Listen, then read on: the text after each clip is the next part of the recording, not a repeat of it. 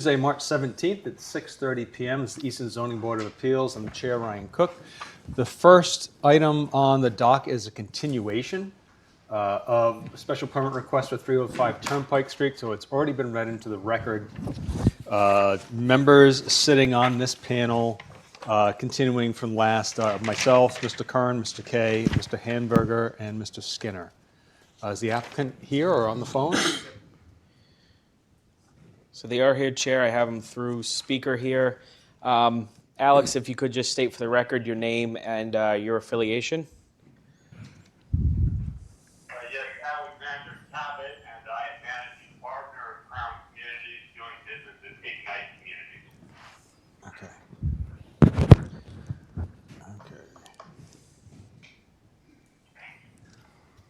Okay. I mean, we're ready to go, and they are. All right. So I'll just do a quick overview, just as we had a discussion from last time. The proposal here, looks like the TV's working properly. The proposal they have, as we described under state law, regarding pre-existing non-conforming structures, special permit is required in order for them to be demolished or removed and not lose that pre-existing non-conforming status. So there are protections extended to those. And in order to not lose those protections, they require a special permit from the Board of Appeals, which is what they are here for. In the staff report, the comments have remained the same. The recommendations have remained the same. In the report, they've highlighted 43 sites in the lot that they are proposing to remove these structures and replace them in kind. There's 43 of them. They've been highlighted, and you see them here in the report. They're up towards the front at the end of Washington Turnpike Street. Given the nature, this is one lot. So 305 Turnpike Street is treated as one large lot. The individual mobile homes they're not on individual lots as we would know as a subdivision, but more of like leased space that you would have in perhaps a mall or something like that. It's not the same as a condo, but it's like a leasing plan, so to speak. And so just as a very quick, brief background on this, Crown had purchased this property very late last year, and this is part of a larger capital improvement project they're doing with the park. And part of this, some of these are here. The main reason these are here, to replace some of these because they need to be made more safe, more habitable for the residents of there. It's also part of their long-term utility plan that they're going in and repairing the water lines, the infrastructure that's in there, the utilities collectively. I did talk with Director Kennedy this afternoon, and they do have engineers and professionals working on site to get some of their components done. But for this, some of these need to be removed and replaced. Some of the dangerous need to be replaced with newer habitable homes and structures. Others need to be removed so they can access the utility lines underneath them and try and map out where these utilities are. And it's part of a larger, long-term capital improvements process for the site. So they bought this understanding there was a lot of work that would need to get done, and they're trying to get the park back to where it should be in terms of operating, being a place for people to live, and this is part of that process. And this is really more of a technical aspect in terms of state law and how they relate to pre-existing non-conforming structures. I'll leave Alex to talk about if you have any particular questions for him, but that is what we have here. And in relation to any future work they might be doing, this is mostly just like part one. Any subsequent activities they would need to do, they're still doing the permitting process or whatever that would entail when they get to that point, but this is kind of the stage one for them. So I'll put him here if there's any questions, and if anybody can't hear, I can translate.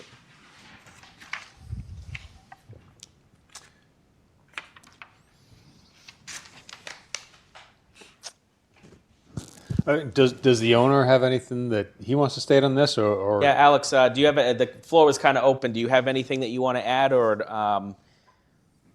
floor is yours? Well, first and foremost, I'm going to let the other managing partner, Mr. Middleton, who's also on the phone, expand in greater detail. But I just wanted to hammer home, you touched on this so briefly, but frankly, the subterranean infrastructure issues in the front of the park are so Byzantine. There is such a rabbit warren of just pipes and materials down there that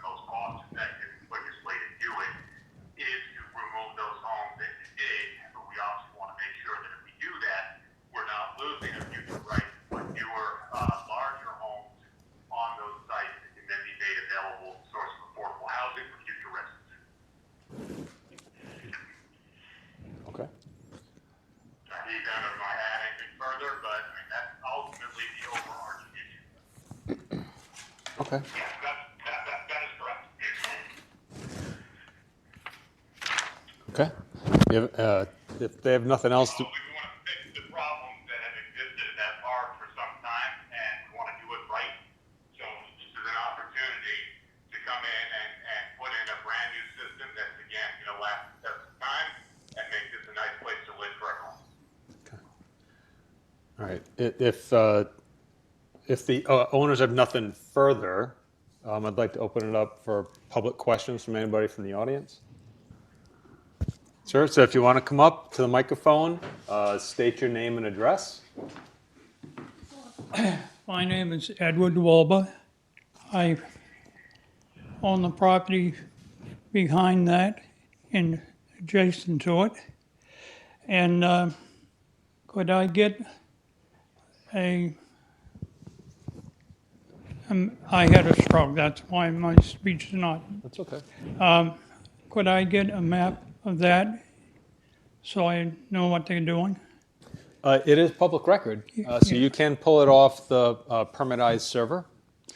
And what are they going to do? Just the ones that are marked out with the yellow? Right. So my understanding is, and if the owners want to jump in here, the ones that are marked in yellow are the ones they're looking for the special permit to be able to raise those existing structures, to be able to also access the ground to improve the utilities, because it's a mess. A lot of those lots up there aren't even on pads; they're on dirt. Oh, yes, yes. When I was a child, I lived across the street. There was a big house there. And those two front rows are what they started with. And then they put in that third row. Yeah. So their plan is to, they're trying to protect their rights to those sites and to be able to put replacement modular or mobile homes there. But to do that, the infrastructure that's currently there is not good. unsatisfactory. That's And true. so they're going to do some capital improvements to improve the utilities. And like I said, I'm sure that it's going to include pouring new pads for site to put those structures back on. Well, the new pattern makes more sense. Right. That's what I believe that's what they opened. At least that's what I had read. Okay. Do I have that right, folks? I can barely hear him. If you could repeat his question. Essentially, what he's asking is the part of the process of removing these, of doing these, is that when a new structure goes down, you'll be, putting in proper pads themselves, proper concrete pads or whatever the best practices are. Yes.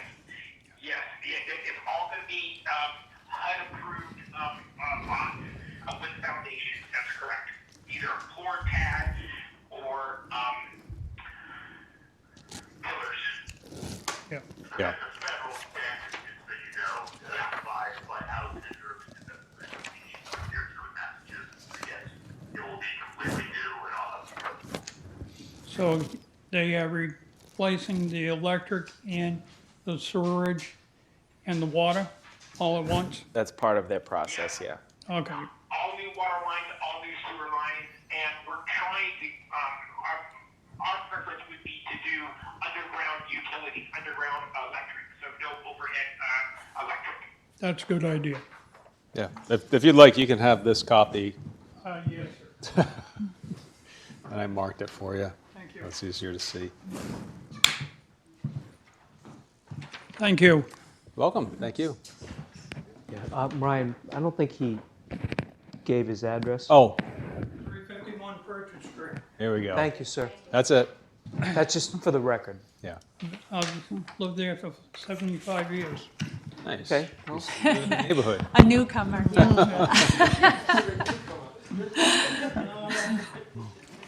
All right. Any other members of the public? Okay. We'll start with members of the board. We'll start on this side. Mr. Hamburger, any questions?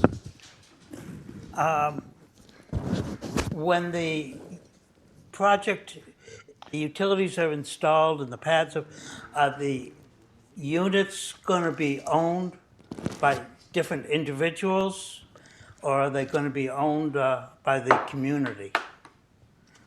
By individuals. Right, so they'll have a land lease Yeah. and their unit on that. And I'm assuming all the ones that you want to renovate or remove or to raise are vacant? Yes. Vacant or abandoned. Okay. And will you have to do this at the other end of the park?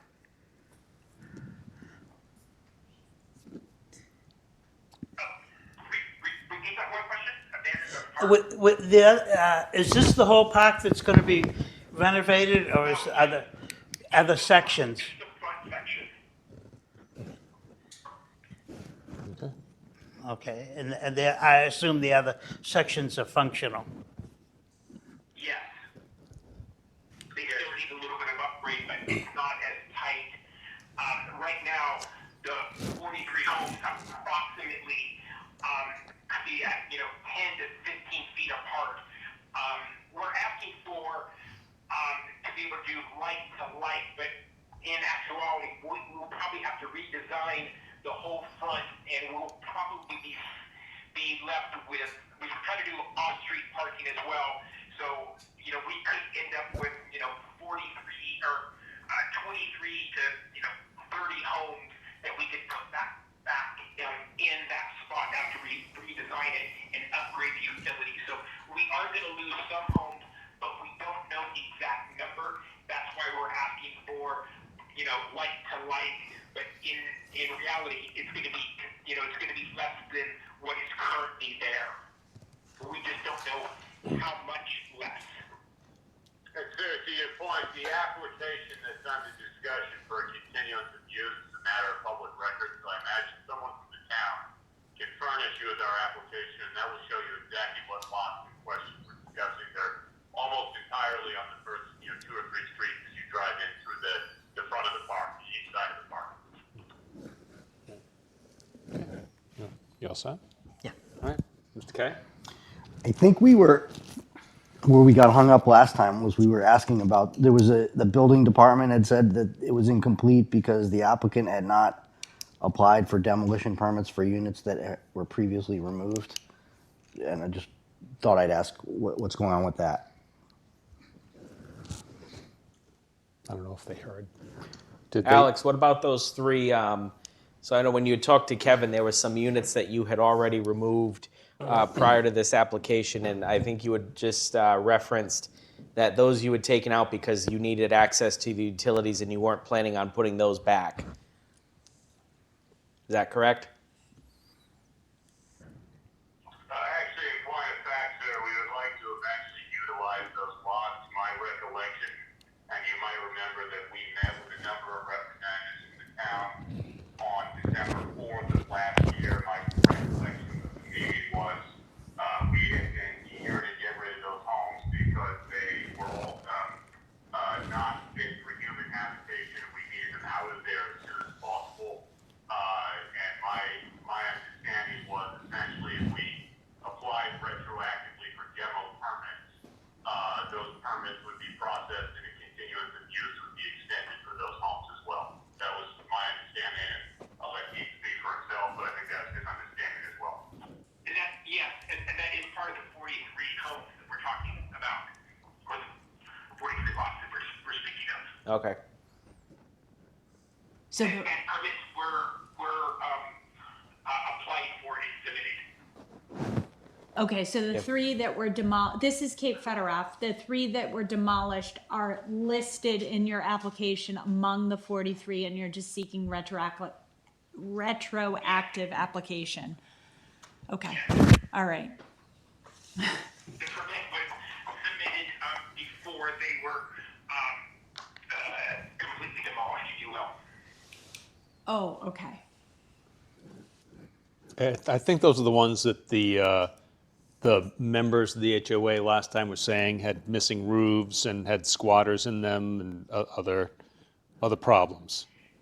Yes, had sewer leaks and the water leaks underneath those homes, so we had to get in there and get those fixed just before the winter was bearing down on us. Yeah. And just remember that this community has been neglected for the past 20 years. Oh, So yeah. we had to get in there pretty quickly and get a couple things done to maintain living conditions for the remainder of the 43 households, roughly. All right. That's all I have.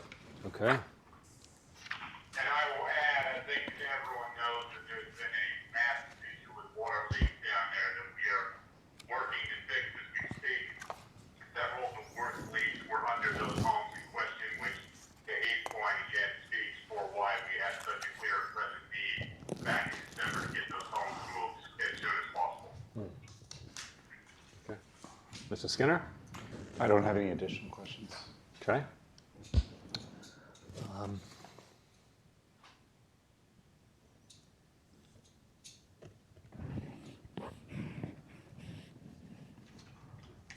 I don't have any questions. Okay. I have no, I guess, covered anything I had. Okay. So at this point, we're all set with questions. I guess I entertain a motion to close the hearing. I'll submit a motion to close the hearing. All right, Mr. Curran is one. I'll second it. Mr. Handberger is two. Any discussion? Seeing none, all those in favor of closing the public hearing? That is 5-0. Okay. Discussion. Do we want to step through the special permit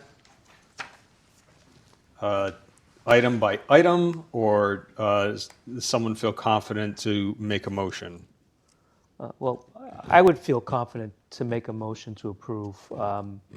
I'm not completely familiar with the problems that have existed there over the past 20 years. Just, I have the sense that there have been a lot of problems, and I think that the fact that there's a concerted effort now being made to improve the living conditions of all those people in there just satisfies all 5 of the criteria that we need to satisfy in order to act favorably. So I'll submit a motion to approve the request. Okay, do we have a motion on the floor to approve? I'll second. All right, seconded by Mr. Kay. Any further discussion? Mr. Chair? Yes. I think, in order to round out the decision, you may want to adopt as reasoning the analysis that's set forth in the memo from the planner dated February 17th, and also adopt the recommended conditions that he suggested in that same memo. Are you referring specifically to, it looks like there's 5 items, correct? Yeah, so there are, the analysis begins on page 4 of 7. Hang on, let me get my glasses. Hang on. This is the sad day. You have to pull out your glasses. So the analysis really, beginning on page 4 and going into page 5, describes the basis for adopting or granting the special permit. And then on page 5 subsection 9, he discusses the waivers and the appropriateness there. And then finally, on the last page, 7 of 7, subsection 12, he recommends conditions for approval. And if you do that, you have a well-rounded decision rather than just a recitation of the standard criteria. So hold on. So I'd read through this. So item 1 on recommendation, got to wait 20 days. That's by law. No Yep. permit shall be issued to the building commissioner for 20 days. That's by law. The rights granted by a special permit not exercised within 2 years from the date of the filing. All right, that one's different because we're typically a year, so giving them extra time. and area jurisdiction under the Wetlands Protection Act, Wetlands Protection Bylaw, and is a Mass DEP Zone 2 wellhead protection area, NHESP priority habitat of rare and endangered species, and is an area of critical environmental concern. The applicant shall be in compliance with all provisions of any permit or approval of any of the town board or official in order for the special permit to be valid, particularly as it relates to any potential roadway or utility improvements. I mean, so part of this, and you can clarify for me, they're going to have to go in front of other boards.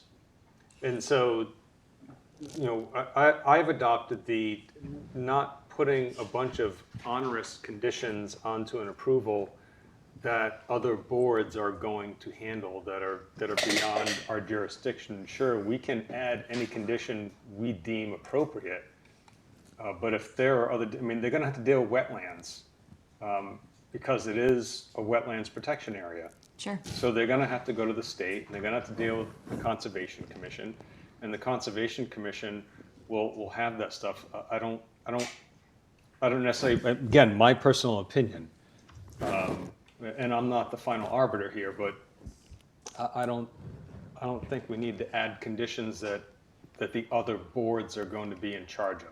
Certainly, number 4, that is an area that is in the jurisdiction of the Conservation Commission. It just suggests to the applicant that they may, it's a transparent way of saying there may be other approvals that would be required. But you don't have to include that. And yes, the other pieces are, numbers 1 and 2 are required by law. That said, again, it gives notice to the public and notice to the applicant of what those requirements are. But your choice. And I think also too, part of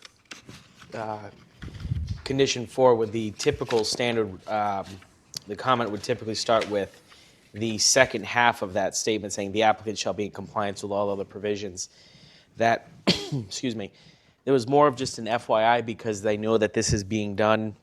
This is not the only amount of work that they'd be doing, and it was just making sure that they're aware that, in particular, any other boards or committees you have to go to, but be aware that there are some significant areas of concern that you would need to be aware of, as mostly just making them aware ahead of time. But typically, the second half of the statement and the applicant shall be in compliance, typically my standard condition would have been just the applicant shall be in compliance with all other.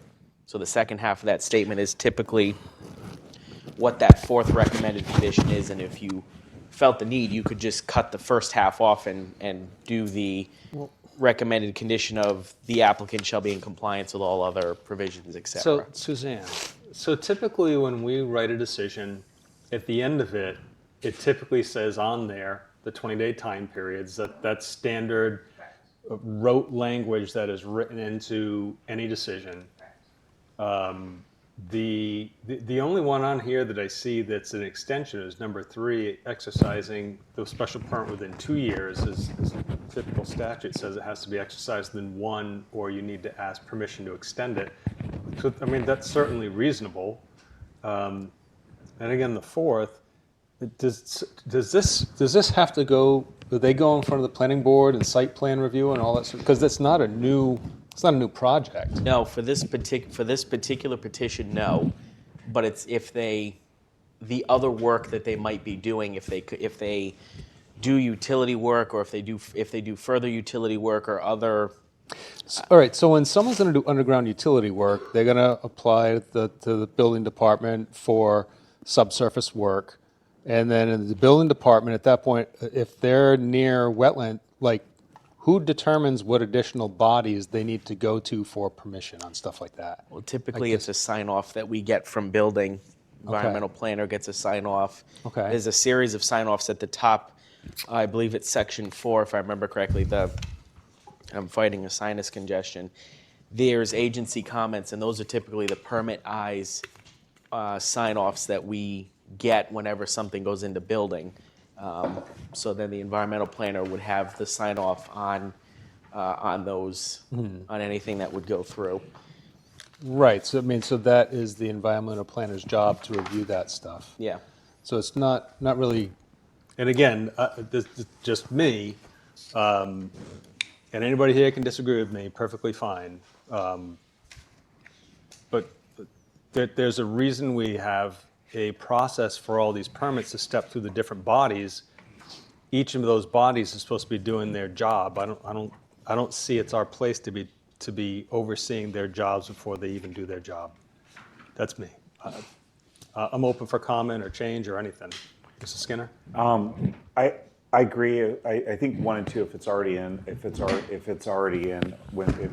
do approve it, if it's there, why repeat it? But 3, I agree with 3, and potentially with 4, if we have the appropriate wording that it includes going in front of any of the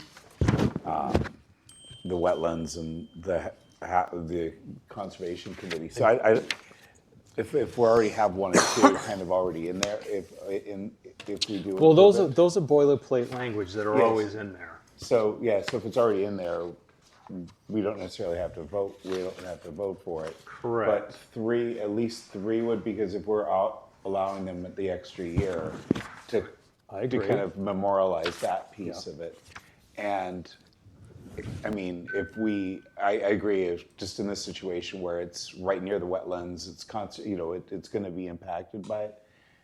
It may be worth it just to leave it in there, just to have it as part of their memorialized there.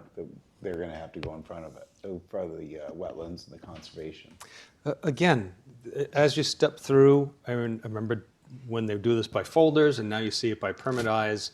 And every municipality has a step-through process for every property doing work. And what I don't want to get us in the habit of is trying to cover 100% of the bases, because that's not our job. Our job is to rule on the bylaws and interpret the bylaws based upon what the petitioner is asking for. And then as they step through the process, each of the different departments are going to have to step up and do their job. So to add additional conditions on stuff that's already going to be done is just adding verbose language that isn't necessary. So your thought is not 1, 2, and 4, 1, 2, 4. I think our 1 and 2 are already boilerplate language that are in our decisions, and because those are required by law. 4 is going to be covered as it steps through the process. Okay. And 3 is certainly something that if we, right now, because the special permit will only be good for a year, and they would have to come before the board if they're not done. So if we want to extend it to 2 years, that would be, at this point, someone would need to recommend a modification to the motion, that we would vote on that. Okay. So, but again, I'm not the only deciding factor here. I'm one member of the board. Okay. I'd be willing to.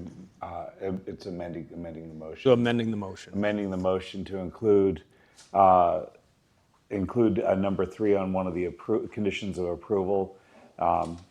So we if it's not exercised within 2 years from the date of the filing, the special permit shall automatically lapse. Okay, so we have a modification to the motion on the floor to extend the time span for the special permit to be 2 years. That's correct. Okay. So do we have a second on that? Mr. Handberger, second? Silently, but a hand raised. I saw you. My peripheral vision works well. All right, so any discussion on that? All right, so we'll take a vote on that, and then we'll wrap back up to the vote. Right, so we have a first and a second on approval with the modification. The special permit needs to be exercised within 2 years. We've extended that time period. All right, all those in favor?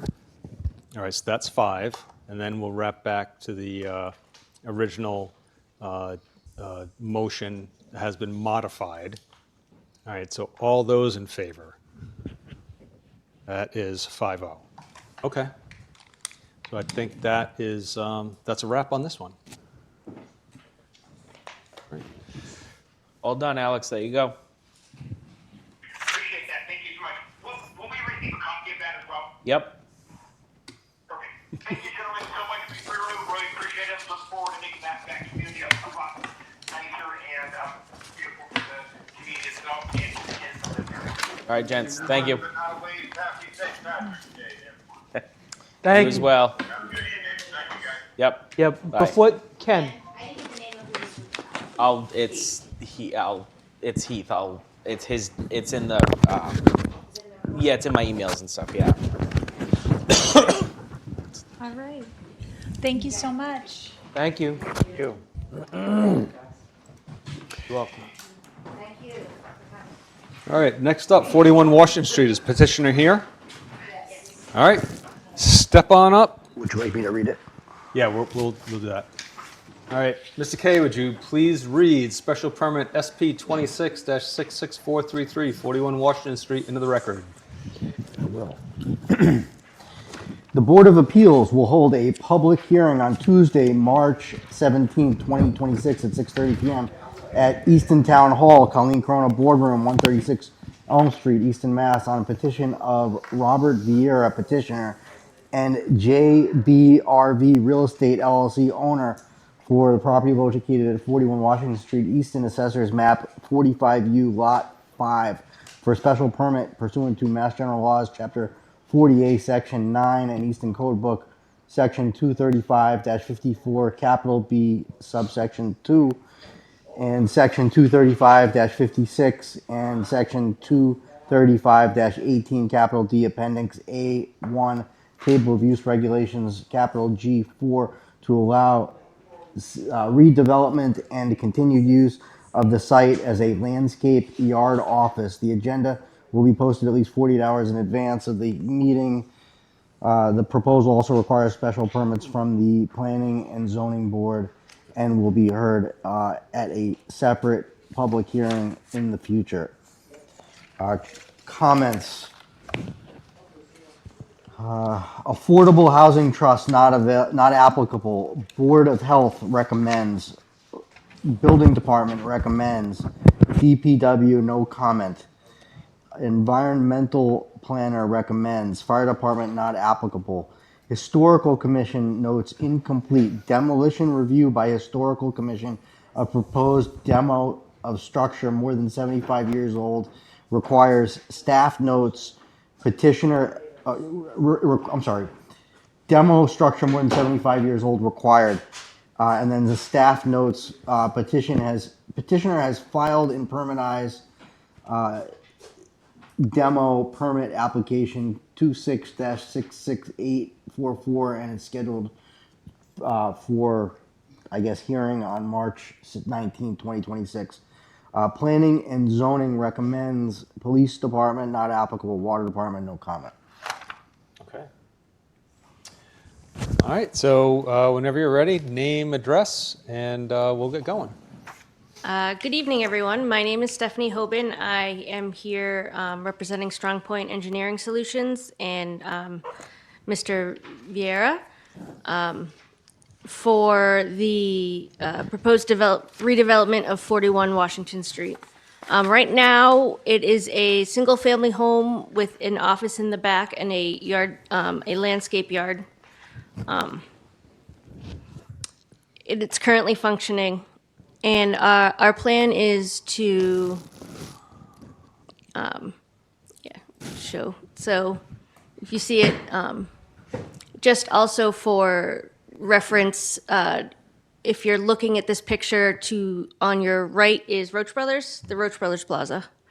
And then behind us is the water tower. And we have the one single-family home to the south. So our plan is to remove all of the existing buildings and replace them with a two-family home so that the people that are currently living there can remain, and also the owner, Robert Vieira, and his family can also move onto the property. The office will have its own space, and then the garage in the back will be for storage of tools. We'll also be removing all of the other outbuildings. As part of this also, there will be improved drainage right now there's no stormwater control at all, so we'll be doing, meeting all of the stormwater requirements of the town. So once, if we are granted this special permit, then we've actually already submitted our site plan approval and the special permit for the duplex, and I don't remember what the other one. Duplex, mixed use. Mixed use. And APD. Yes, And also site plan. yes, Yeah. and site plan. And as we noted, we're meeting with the Historical Review Commission on Thursday night for the historical demolition application. So if you have any questions, I can answer them for you. So since there is no one here from the public, we'll start on the other side. Mr. Curran, you want to go first, sir? Oh, yeah, yes. No, you're not sitting. You're allowed to as a public. Oh, you know what? I'm 100% right. I start off. So same five, Mr. Curran, Mr. Skinner, Mr. Kay, myself, and Mr. Hamburger. Just a couple. I'm Jean Rummel from the public. Will there be any increase in the amount of vehicles, in the amount of work, or in the amount of employees? No, it's the exact same, no changes, just trying to upgrade the facility, make it work better for them and really for the town. And do you have a sense of how many vehicles are involved that are parked on the yard at any given time? Roughly between. Be sure to state your name as well, please. I'm Robert Vieira, Hi. and roughly between 7 trucks and 4 trailers. And they ask you, do you fuel vehicles, or do you do any vehicle repair on site? No, fuel we do it at a gas station, and repairs we bring them to body shops. Okay, so you do store any hazardous materials on site? No. Okay, thank you. That's all for me, Mr. Chairman. Those were good. Okay. Okay, no other questions from the public? Around the public. Public, okay. So, Okay. are you planning to install any kind of lighting? Just, there is any special kind of lighting there, it will affect the neighbors? I mean, I believe we're proposing a fence, Right. and that's it. I mean, so I think the proposed fence will actually give more screening now than is currently there, as we're only really have one neighbor who is actually affected. What is the operating hours for the company? Hours? So, Operating hours? 7 a.m. start time. The guys get there, give them a schedule, and they usually come back around 5:30, 4-ish, 4-ish to 5:30-ish. So there will no be any noise before early morning or at night? No. Okay, that's all. Thank you. All right, so we've heard from members of the public. Mr. Curran? Yeah, this might be beyond the scope of what we're going to be voting on, which is just, or maybe I should just clarify that. Our vote is just on the landscape contractor yard, correct? All right, so in terms of the footprint of the buildings and how they compare to what's there, that's outside our purview, I guess, right? Well, no, I mean, you mean in terms of setbacks? Or just even the size of the building. I know you got to tear everything down. Is there going to be a bigger building at the end of the day with all this? There might be a slight increase, but when you add in the size of the accessory sheds, because right now there's, I think, 3 or 4 other sheds that aren't part of the building we're tearing down on the site. So it's possible there might be a slight increase, but nothing substantial, because all of the outbuildings will also be removed. Okay. I don't have any other questions. Skinner? I don't have any other questions. Okay. I don't have any. Actually, Mr. Hamburger, you go ahead. I don't have anything. All right. So for me, in the yard, you have wood chips and all the other sort of stuff. Is that stuff sold to the general public, or is that just the staff and stuff loading up trucks and bringing them to clients? Staff loading up, we don't sell to the general public. All right. So no general sales on site. No general sales for any material. Okay. That was all I had. Okay. I'll entertain, if no one else has any further questions, I'll entertain a motion to close the public hearing. No, I'll move to close the public hearing. Curran, Mr. Skinner, second. Any discussion? Seeing none, all those in favor? Aye. All right, so that's 5-0. Do we want to step through, since we're looking for a special permit, do we want to step through this? So we just go right to the criteria. Part 1, social, economic, or community needs, which are served by the proposal. 1, keeping a business in town. I think that's always a good thing. And improving a building and improving an area. Traffic flow and safety. We're not talking about adding extra vehicles or anything. The use isn't changing. You just want to improve the property. Adequacy of utilities, same thing, that's unchanged. Neighborhood character and social structure, unchanged. Impact of the natural environment, it'd be better because they're doing water management now, which would be required. And fiscal impacts, including impact in town services, tax base, employment. Well, property would be worth more, so that'd be an improvement for the town, and not losing a business, too, and employing people. So to me, it seems to work through special, again, my interpretation. Does anybody have anything to add or change on that? No, I don't. Okay. And I'll entertain a motion. Mr. Skinner? Entertain a motion to approve the special permit as noted in the meeting notice. Okay. I'll second it. Mr. Hamburger, second. Any discussion? Seeing none, all those in favor? That is 5-0. Awesome. Thank you. Thank you very much. All right, moving on to general business. Everybody have a chance to review the meeting minutes. Yes. All right. Any discussion or we entertain a motion? I'll move to approve the meeting minutes from our meeting of February 17, 2026. All right. Motion on the floor from Mr. Curran to approve. I'll second it. Mr. Hamburger seconds. Any discussion? Seeing none, all those in favor? That is 5-0. Any other business anybody needs to bring up? All right, I'll entertain a motion to close. To adjourn. I'll make a motion that we- Thank you for adjusting my language. Does Ken have, do we have, it says director updates. Oh, no.